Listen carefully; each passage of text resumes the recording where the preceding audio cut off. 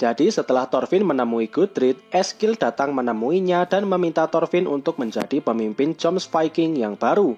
Dan ternyata Thorfinn menerima tawaran itu. Sekarang Thorfinn pergi bersama Eskil menemui Thorkel, sedangkan Gudrid pergi menemui Einar. Setelah menjelaskan apa yang terjadi, Einar dan Gudrid mencoba masuk ke dalam benteng, tapi mereka dilarang masuk oleh penjaga di sana. Sekarang Thorfinn bertemu dengan Thorkel. Di sini Thorfinn mempunyai sebuah rencana, tapi rencananya ini belum diberitahukan dengan jelas. Kemudian Thorfinn bersama Thorkel mereka naik ke atas panggung dan akan melakukan eksekusi Floki dan Balder. Balder mulai menaiki panggung. Di belakangnya Floki berteriak dan meminta ampunan untuk Balder. Tapi omongannya ini tidak dipedulikan. Sekarang Balder sudah berada di atas panggung. Eskil kemudian memberikan sebuah pedang kepada Thorfinn untuk melakukan eksekusi. Para prajurit di bawah sekarang berteriak dengan semangat karena eksekusi akan segera dimulai. Tapi Thorfinn tidak menerima pedang itu dan malah mulai berpidato. Thorfinn dengan berteriak meminta semua orang untuk diam dan akan memberikan perintah kepada mereka semua. Thorfinn berkata dia akan memberikan 3 perintah secara langsung. Yang pertama adalah eksekusi Balder dan Floki akan dibatalkan dan mereka akan diberikan sebuah kapal beserta beberapa perak. Dan jika ada yang mau mengikuti mereka, Thorfinn mengizinkan 5 orang untuk pergi bersama Floki. Mendengar hal ini, para prajurit mulai berteriak dan melayangkan protes. Tapi Thorfinn tidak mempedulikan omongan mereka dan melanjutkan perintahnya. Sekarang perintah yang kedua, yaitu Jomsborg akan dihancurkan. Semua barang yang berharga akan dibawa dan semua bangunan, tembok, dan senjata akan dihancurkan dan dikubur di sana. Para budak juga akan dibebaskan dan masing-masing akan diberikan 10 perak untuk bekal mereka kembali ke kampung halaman. Sekarang para prajurit semakin menjadi-jadi. Mereka tidak percaya dengan perintah konyol semacam ini. Tapi kemudian Thorkel berteriak dan memerintahkan mereka untuk diam. Suara Thorkel ini sangat keras dan membuat semua orang terdiam. Kemudian Thorkel menunjukkan sebuah surat dari Canute. Di sana tertulis perintah untuk Thorkel. Jadi Canute meminta Thorkel untuk menyelesaikan semua masalah di Jomsviking. Dan kekuasaan penuh ada di tangan Thorkel. Dan sekarang otoritas itu diberikan Thorkel kepada Thorfinn. Jadi sekarang perintah Thorfinn setara dengan perintah Raja Canute. Dan sekarang perintah yang ketiga. Setelah perintah nomor 1 dan 2 dilakukan, Jomsviking akan dibubarkan dan semua hasil jarahan akan dibagikan sama rata kepada semua orang. Dan Thorfinn meminta mereka untuk kembali ke kampung halaman. Dan jika mereka tidak punya tempat untuk kembali, mereka boleh melayani Raja Canute. Dan setelahnya Thorfinn melepas jubah pemimpin Jomsviking yang dia gunakan dan melemparnya sebagai tanda pembubaran Jomsviking. Setelahnya mereka benar-benar menjalankan perintah itu. Floki dan Balder dibebaskan dan mereka ditemani beberapa pelayan Balder sebelumnya. Floki masih syok dengan kejadian semalam, tapi di sini Balder bisa menenangkan Floki dan meminta Floki untuk menjalani kehidupan yang baru. Di sini Balder berterima kasih kepada Thorfinn karena telah membiarkan mereka tetap hidup. Di tempat lain sekarang Asgerd memberikan sebuah kapal untuk Sigurd karena jasanya dalam perang semalam. Di tempat lain sekarang Thorkel pergi bersama Thorfinn, Gudrid, Einar, dan Hild untuk melihat makam Thors. Namun di tempat itu tidak ada apa-apa dan cuma ada batu yang berserakan. Einar memberitahukan kepada Gudrid kalau Thors itu adalah ayahnya Thorfinn. Thorfinn kembali mengingat perkataan ayahnya saat masih kecil. Saat itu Thors berkata, kau tidak memiliki musuh dan tidak ada yang harus kau lukai. Sekarang Thorfinn merasa kalimat itu adalah kalimat yang luar biasa, tapi rasanya sulit sekali untuk mewujudkannya. Dan karena itulah mereka bertekad akan membangun negara Vinland. Thorkel yang mendengar tentang Vinland ini merasa hal itu akan mustahil. Thorkel berkata walau seindah apapun negaranya pasti akan terjadi peperangan. Tapi Thorfinn tidak menjawab perkataan Thorkel itu. Sekarang Thorkel melakukan pemanasan. Ternyata bantuan yang Thorkel berikan sebelumnya ada bayarannya, yaitu Thorfinn harus berduel 1 lawan 1 melawan Thorkel. Di sini Thorkel sampai membuat belati khusus untuk Thorfinn gunakan. Di sini Gudrid mulai marah karena kebiasaan Thorfinn yang mau menyelesaikan semuanya sendirian. Gudrid juga takut Thorfinn akan terbunuh jika melawan Thorkel. Thorfinn mencoba menenangkan Gudrid, tapi itu tidak mempan. Gudrid kemudian maju dan memukul perutnya Thorkel. Gudrid berkata dia akan menggantikan Thorfinn untuk melawan Thorkel. Gudrid muak karena semua orang selalu saja mengganggu Thorfinn.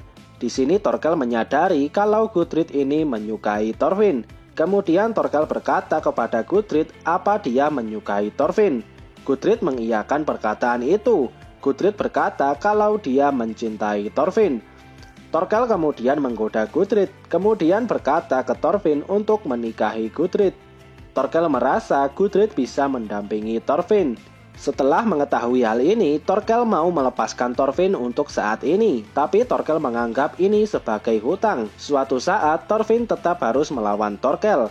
Setelah kejadian itu, Thorfinn tidak bisa berkata apa-apa, dia masih melongo dan bingung harus berbuat apa kepada Gudrid. Gudrid juga sangat malu untuk melihat wajahnya Thorfinn. Sementara itu dari kejauhan, ternyata Sigurd dan anak buahnya mendengar kejadian yang baru saja terjadi. Sigurd merasa hidupnya begitu berat dan akhirnya dia meminum alkohol walau badannya masih sakit. Setelahnya Gudrid menemui Sigurd dan membawa barang-barangnya untuk memenuhi janjinya kembali ke Islandia bersama Sigurd. Kemudian Sigurd mengajak Gudrid berbicara berdua. Di sini Gudrid menanyakan lukanya Sigurd, tapi Sigurd berkata kalau ini cuma luka goresan. Kemudian Sigurd menanyakan tentang pengakuan cinta yang tadi. Ternyata Gudrid belum bertanya seperti apa perasaan Thorfinn yang sebenarnya. Sigurd kaget dan berkata kalau Gudrid ini wanita yang penakut. Kemudian Sigurd memberikan sebuah penawaran. Sigurd meminta Gudrid untuk menanyakan perasaan Thorfinn yang sesungguhnya. Dan jika Thorfinn juga menyukai Gudrid, maka Sigurd akan melepaskan Gudrid dan kembali ke Islandia tanpa membawa Gudrid. Kemudian Gudrid pergi dan menemui Thorfinn. Di sana mereka berdua terlihat sangat malu dan wajahnya sangat merah. Kemudian Thorfinn memulai bercerita kalau dirinya ini adalah seorang bajingan yang membunuh banyak orang. Dan jika kau berada di dekatku, kau mungkin akan terlibat dalam peperangan lagi. Aku tidak yakin bisa membuatmu bahagia. Tapi Gudrid tidak peduli dengan semua itu. Yang jelas dia menyukai Thorfinn. Kemudian Thorfinn membalas perasaan Gudrid dan berkata kalau dia juga mencintainya. Ternyata Sigurd dan anak buahnya langsung berlayar tanpa menunggu kabar dari Gudrid.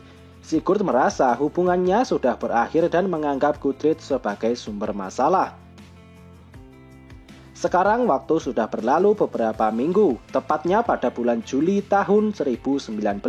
Sekarang Sigurd sudah sembuh dan mereka sudah sampai di Islandia. Saat itu Sigurd menemukan 3 orang anak kecil yang terjebak di dalam sebuah pulau kecil. Sigurd akhirnya menolongnya dan membawa mereka kembali ke rumah. Ternyata mereka bertiga adalah anaknya Ylva. Mereka bertiga sebelumnya bermain di tebing di dekat laut. Mereka ingin menangkap burung betet, tapi akhirnya mereka terjatuh dan terdampar di pulau kecil. Dan begitulah kisah Sigurd sampai di kampung halamannya Thorfinn. Di sini Ylva berniat memberikan hadiah kepada Sigurd, tapi Sigurd menolaknya. Tapi akhirnya Sigurd mau membeli persediaan makanan dan minuman dari Ylva. Kemudian Sigurd dan anak buahnya mampir ke rumah Ylva. Di sana Ylva menceritakan kalau ini adalah rumahnya Thorfinn. Dan akhirnya Sigurd tahu kalau mereka ini adalah keluarganya Thorfinn. Kemudian Sigurd menceritakan petualangannya dari awal sampai Thorfinn yang merebut Gudrid. Mengetahui hal ini, Ylva mencoba meminta maaf kepada Sigurd. Tapi Sigurd sudah tidak mempermasalahkan hal itu. Kemudian Sigurd meminta izin untuk pergi dan kembali ke rumahnya. Di tempat lain, Halfdan sekarang sedang melihat lautan. Kemudian istrinya menemuinya. Astrid menanyakan kenapa Halfdan di sini. Halfdan menjelaskan dia hanya sedang tidak ada kerjaan, jadi dia pergi melihat lautan. Di tengah pembicaraan mereka ini, tiba-tiba ada sebuah kapal yang muncul dari arah timur. Kemudian Halfdan dan Astrid mereka pergi ke dermaga. Akhirnya orang-orang di sana juga ikut berkumpul di dermaga. Dan benar saja itu adalah kapalnya Sigurd. Sekarang Sigurd sudah sampai di dermaga tapi dia tidak mau turun dari kapal. Di sana dia disambut oleh banyak orang. Sekarang Sigurd memberikan laporan perjalanannya selama ini. Pertama, Sigurd meminta maaf karena sudah membuat semua orang khawatir. Kemudian Sigurd mengatakan kegagalannya membawa Gudrid kembali, dan karena itu Sigurd tidak ingin menginjakkan kakinya lagi di sana. Tapi Halfdan menyuruh Sigurd untuk istirahat dulu dan ingin berbicara. Tapi Sigurd dengan tegas ingin menepati janjinya. Sigurd berkata dia kesini hanya untuk meminta maaf. Tapi dari sini saja Halfdan sudah tahu kalau Sigurd sekarang sudah lebih dewasa. Kemudian Sigurd berkata kalau dia ingin hidup mandiri dan tidak mengandalkan kekayaan ayahnya. Tapi di sini Halfdan tidak mengizinkan satu-satunya anak laki-lakinya untuk pergi. Sekarang Halfdan memerintahkan orang-orang di sana untuk membawa Sigurd kembali. Karena tidak bisa melawan, Sigurd akhirnya menuruti hal ini. Oke, itu tadi alur cerita Vinland Saga Season 2 part ke-10. Akhirnya Perang Laut Baltik sudah benar-benar selesai dan sekarang kita akan memasuki cerita yang baru. Bagaimana petualangan Thorfinn selanjutnya? Temukan jawabannya di video pembahasan selanjutnya. Oke, semoga video ini bermanfaat. Subscribe channel ini dan sampai jumpa di video selanjutnya.